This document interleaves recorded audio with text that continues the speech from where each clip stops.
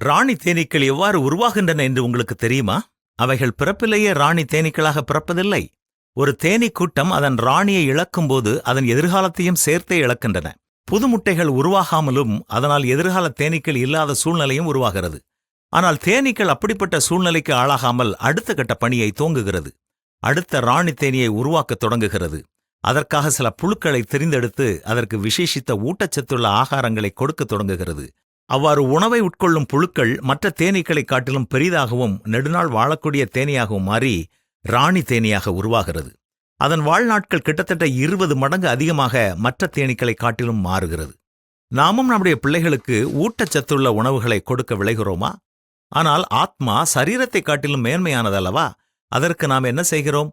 நம்முடைய பிள்ளைகளுக்கு எதை கற்றுக் கொடுக்கிறோம்? எப்படிப்பட்ட காரியங்களை காட்டுகிறோம்? அவர்கள் எதை கேட்டு வளர்கிறார்கள் என்று சற்றே சிந்தித்துப் பார்ப்போமா? இந்த மும்முரமான சுயநலமான காலகட்டத்தில் நாம் பிள்ளைகளுடன் நேரம் செலவழிப்பதே அரிதாகி வருகிறது. மொபைல், லேப்டாப் போன்ற காரியங்கள் பெற்றோர்களுக்கு ரீப்ளேஸ்மெண்டாகவே மாறத் தொடங்கிவிட்டது.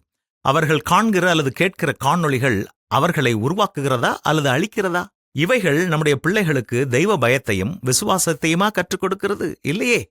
அவர்கள் சிந்தனையை கெடுக்கிற காரியங்கள் தானே அதிகமாக உட்செல்லுகிறது. பிள்ளைகளை வளர்க்க வேண்டியது பெற்றோர்களாகிய நம்முடைய பொறுப்பு.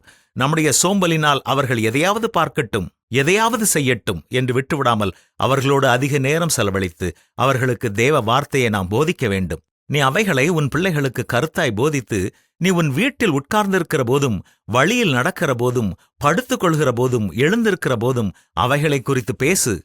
இதுதான் கடவுள் நமக்கு இன்று சொல்லும் செய்தி. இந்த வசனத்தின்படி நாமும் நம்முடைய பிள்ளைகளோடு நேரம் செலவழித்து அவர்களுக்கு தேவ வார்த்தையை போதிப்போமா? அடுத்த தலைமுறையை தெய்வ பயம் உள்ள சந்ததியாக உருவாக்குவது நம்முடைய கடமை என்பதை மறந்துவிடாதீர்கள்.